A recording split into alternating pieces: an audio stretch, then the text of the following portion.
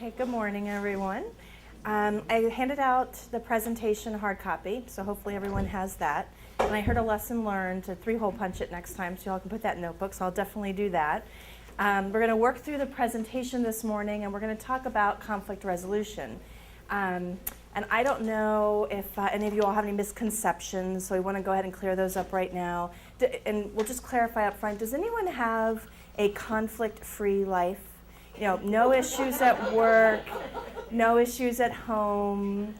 Anyone? Because if you do, I'd like to talk to you afterwards and learn what your tricks are to achieving that. And unfortunately, we are not going to be able to guarantee you a conflict-free volunteer activity either. In fact, with a lot of the work, obviously, that you all are going to do, you are going to run into conflict. So we're going to talk for the next hour about conflict resolution, the different styles of managing conflict, and work through some case studies and that type of thing to reinforce the principles we're going to review in this presentation.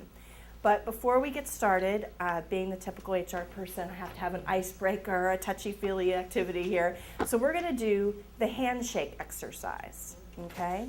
And I am going to pass out to each of you a type of handshake. I mean, you all know we do handshakes all the time, and everyone has their own style of a handshake, okay? So on the note card is going to be a type of handshake, and everyone's going to stand up, and for 3 minutes you're going to exchange handshakes. And you're not going to talk, okay? So no talking, and exchange of handshakes, okay? So let me get the note cards. Make sure they're all mixed up here. And try to keep yours a secret so that your neighbor doesn't easily guess your handshake type. Is that 2? There you go.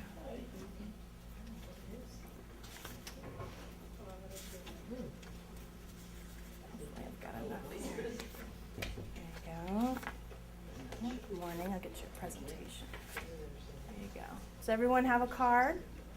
Okay, for the next 3 minutes, everyone stand up and exchange as many handshakes as possible. Do your best. Just do your best based on your handshake experience. Oh my heaven. Sorry. I believe I don't.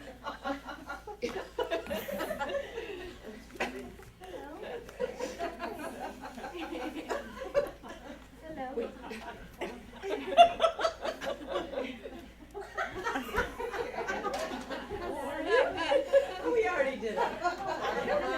Funny. Oh, hello. Did I do that? Oh, I've already done it. Oh, wow. Hello. Hello.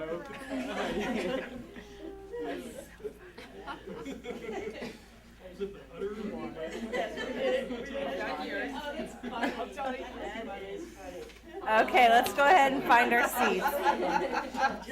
Yeah, I know what I don't like. Finally. All right, let's go ahead and find our seats. We did it.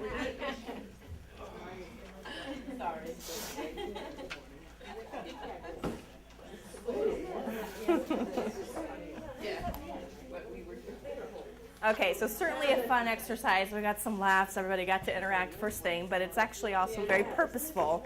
So let's first review, what types of handshakes did you experience? Let's guess at the different styles. What were some of the handshake? The swinging? Yeah, that was the sway. It's the official name of the handshake. The sway. Who else? What other? The limp fish? Yeah, the limp one.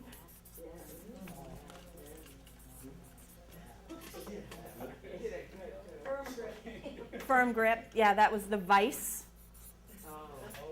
The vice grip. What else? The regular handshake. Did those of you who had the regular handshake find that it was easier to shake with each other if you had the same style?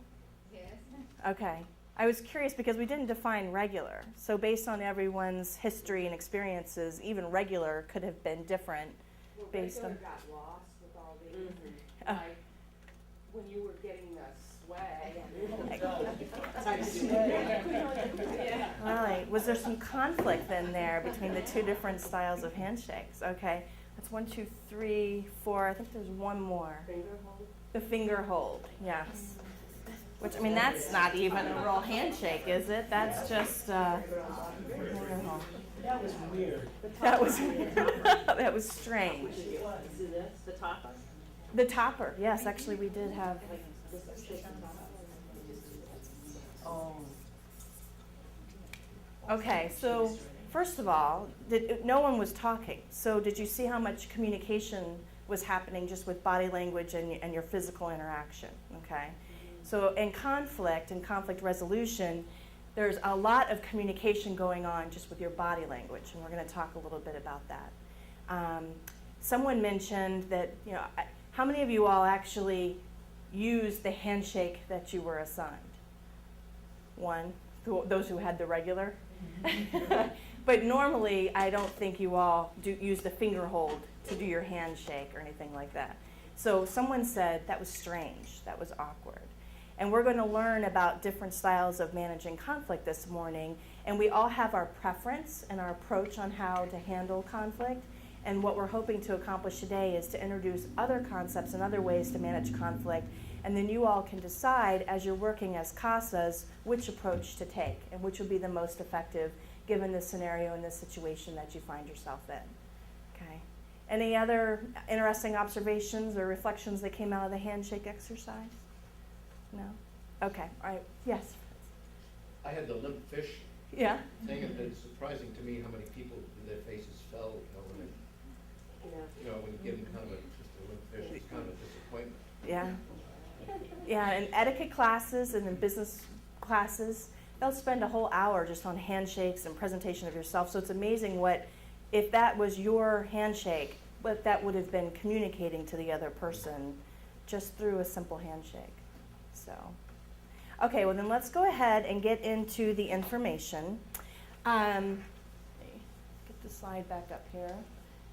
All right, so our objectives for this class are to make sure that you're aware that in CASA you're going to have to deal with some conflict. We've already covered that. We handled that disappointment right up front. We'll be able to move forward now. You'll be familiar with the different styles of conflict management, and you'll be able to identify several options to use to develop more effective and successful collaboration with the individuals that you interface with as a CASA. Okay? So let's move on to conflict. So conflict is the incompatibility, perceived or otherwise, that you have exclusively different options, mutually exclusive options on how to handle a situation. When you have conflict, good communication skills are key. Listening well, reflecting what the other person tells you, expressing your own thoughts, and respectfully communicating those. And then you have options on how to deal with conflict. Now, depending on your background, your upbringing, conflict can be seen as a positive thing or as a negative. And most of the time it has a negative connotation, but there is a good side of conflict. You're able to articulate your side of the story. You're able to define a problem in a way that might not happen if you just ignored the problem, and it can clear the air. And especially with you all, I think you'll be interfacing probably with some of the same social workers from a case to case to case. You'll have people that you're working with on a routine basis. And if something happens early on in your experience and you don't clear the air, then that could be an underlying issue that affects every interaction that you have with the person. Now, I didn't mention at the beginning, do we have any experts here in conflict resolution? Anyone who their day job is negotiations, conflict management, human resources, psychology, any of that? Yes? What's your? Human resources. Okay, great. All right, so then please make sure you add your insight and your experiences to the discussion, because that can be very valuable. Okay, so there are 5 styles of conflict management. And what I'd like to do, based on what you all have studied and trained so far in the CASA program, certainly you might have an idea in your mind what a typical conflict would be that you'll experience as a CASA, or that you might find yourself in. So let's describe a conflict situation, write that up, and then we're going to consider it with each of these styles and how you would approach the situation differently. So what's a conflict that you envision you might find yourself in as a CASA? Or have I just shattered your impressions and you didn't think you were going to have a CASA? Go ahead. One of my is that we would disagree the placement of the child with the social worker, the caseworker. So you would disagree on the placement of the child, so you would have a different idea of what should happen, where the child should end up. Okay. So the disposition of the child, difference in opinion,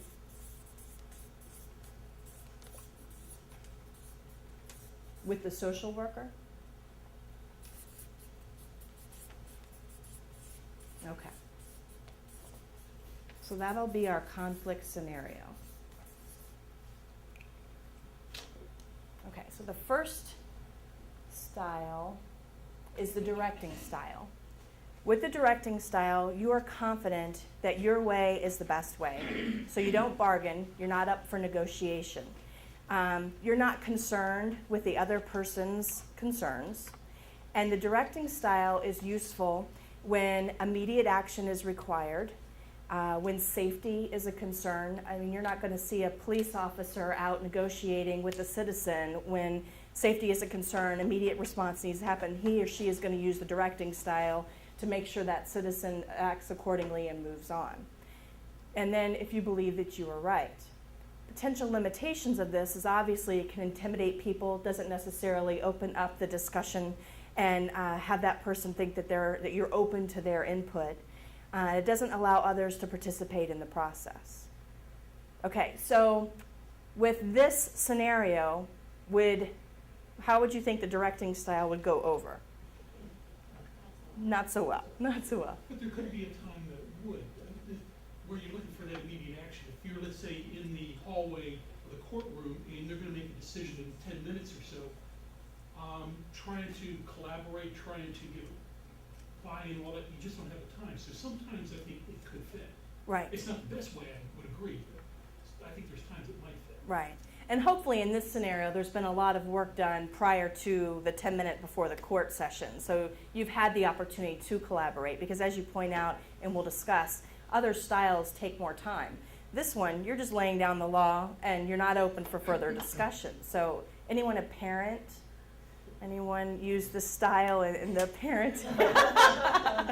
Okay, so you have some experience with this style.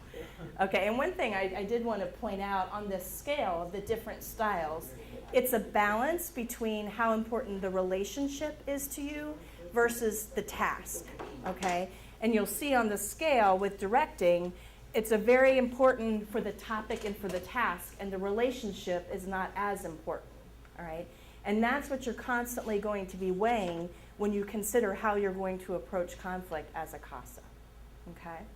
So you have your directing style. Then you have your avoidance style. I heard someone before we start say, oh, I saw myself in there. I'm the avoiding one, okay? And there is actually a useful time. This is an effective approach in some situations, okay? The avoidance style is when you don't address the conflict because you're being diplomatic or you want to delay, all right?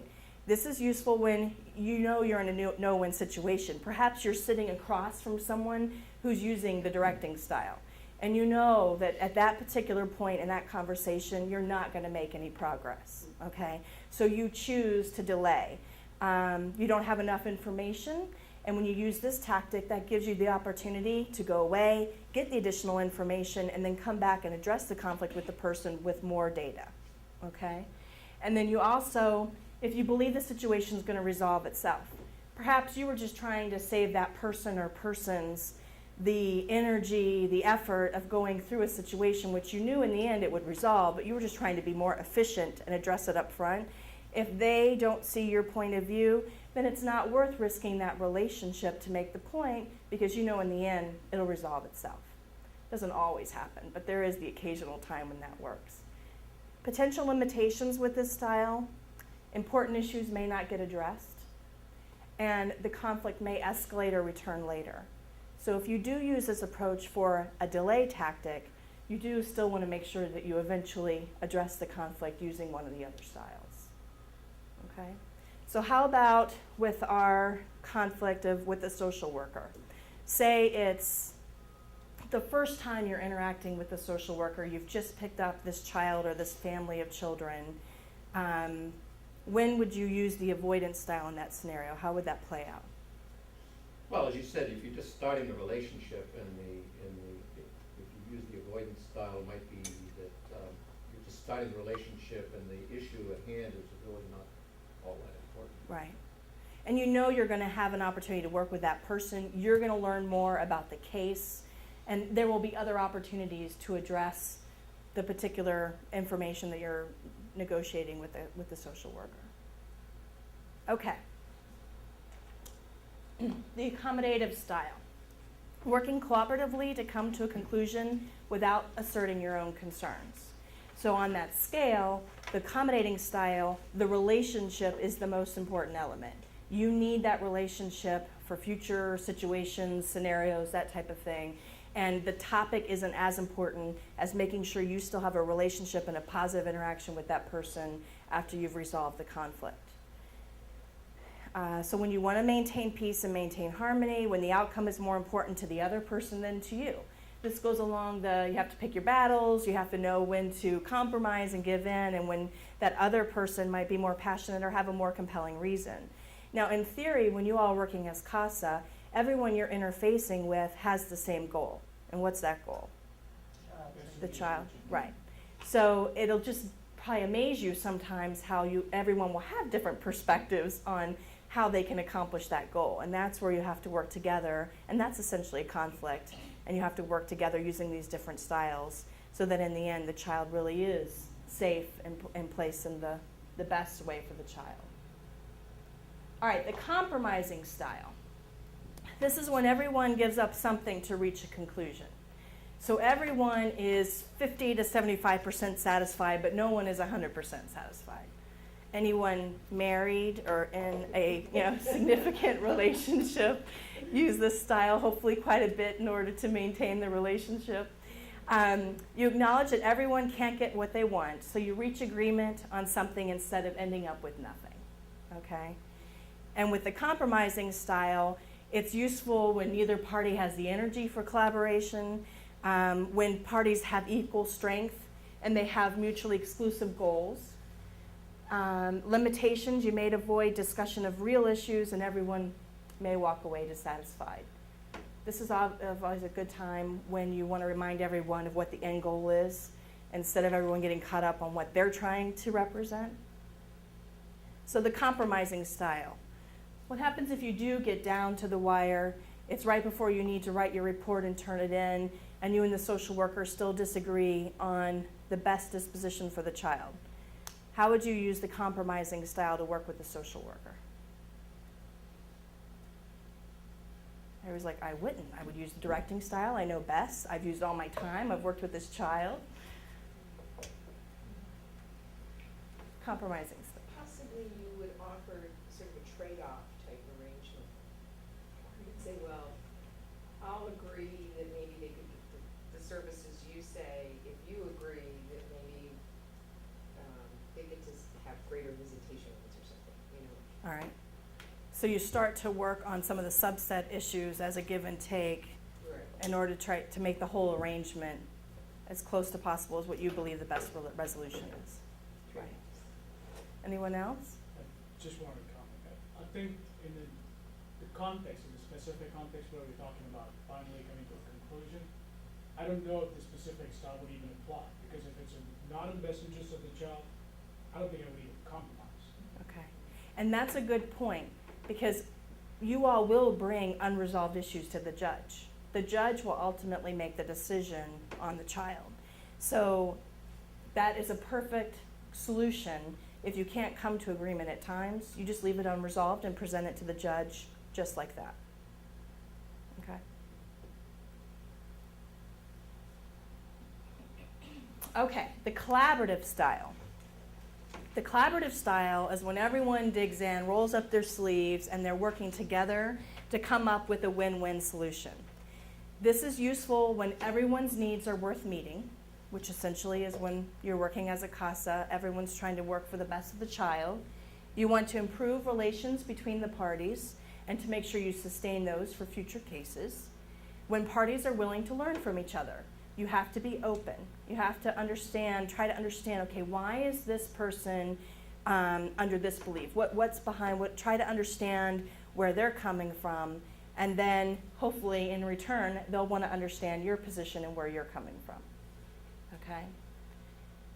Potential limitations is this method takes time. It requires trust, and it will not work unless everyone is willing to participate. So this is when, hopefully, if up front, maybe you were accommodating, perhaps you use the avoidance style because you're working on cultivating the relationship with the people you're interfacing with.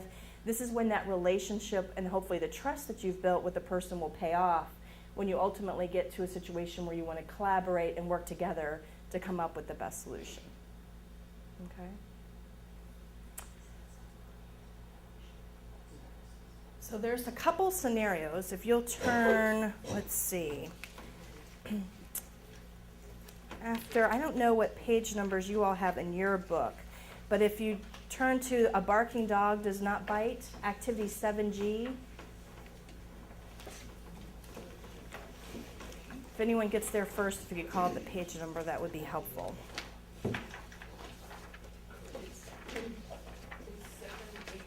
718. 718? Okay. So we have two scenarios, and we're going to work through these and identify which conflict management style is being used by the various people in the scenario, okay? And then we'll talk about if there was a different approach that would have been more effective. So who would like to read the first scenario for the group? A barking dog does not bite. This is when someone volunteers to read the, go ahead. Mr. Smith has a Chihuahua, Tiny, in his home that is his only company. There have been several complaints to the police about barking. Mr. Smith does not understand why his neighbors complain so much, because he says Tiny only barks when someone he doesn't know comes onto the property. Mr. Smith wants his neighbors to leave him alone. He says his neighbors are too picky and not very friendly. The dog is Mr. Smith's best friend since his wife died 2 years ago. He misses her terribly and feels very alone. Mrs. Ross lives next door to Mr. Smith. Her bedroom faces Mr. Smith's yard, where he keeps his dog.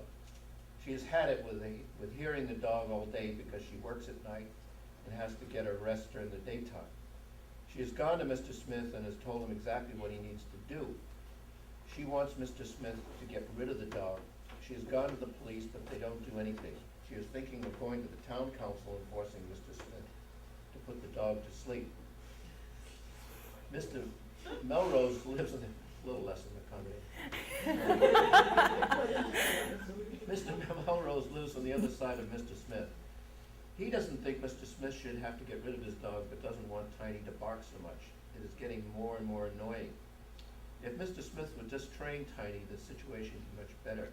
He's gotten calls from Mrs. Ross urging him to support her point of view, but hasn't said anything to Mr. Smith because he doesn't want to hurt his feelings.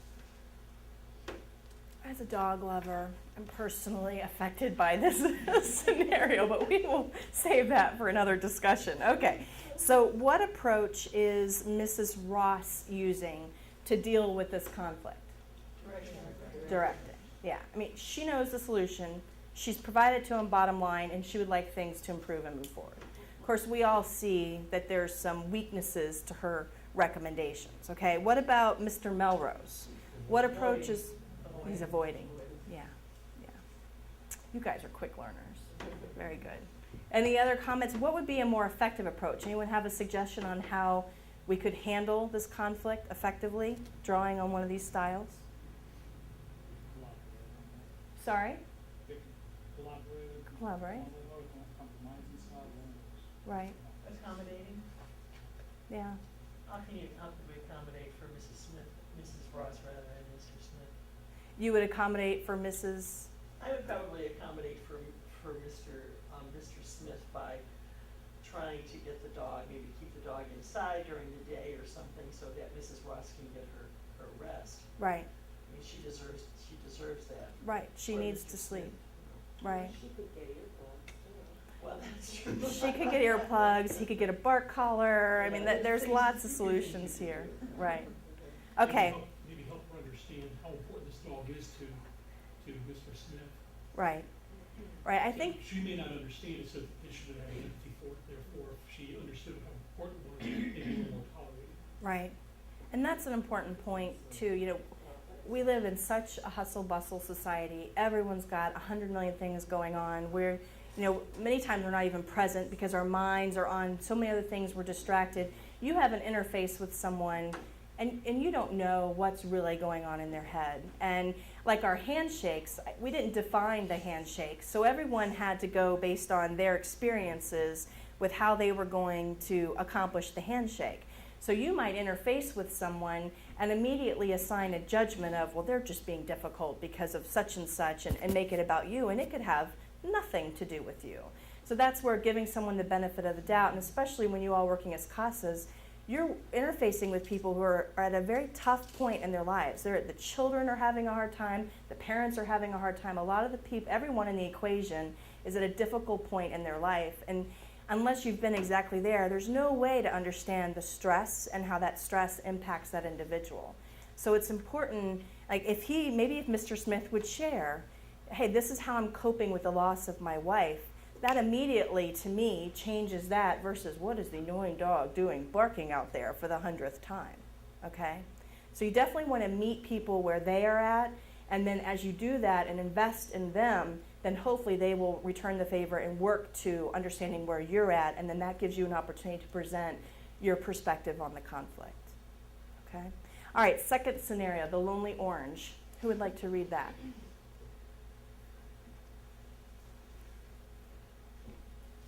Please. Lisa is doing her weekly shopping at the supermarket, tired from a double shift at work. As she is checking her list, she sees that she still needs an orange for a recipe she wants to make. When she gets to the product section, she sees that there is only one left, and as she reaches for it, another hand moves to grab it. It is Sam, who has come into the store for just a few items and is in a hurry to get back home.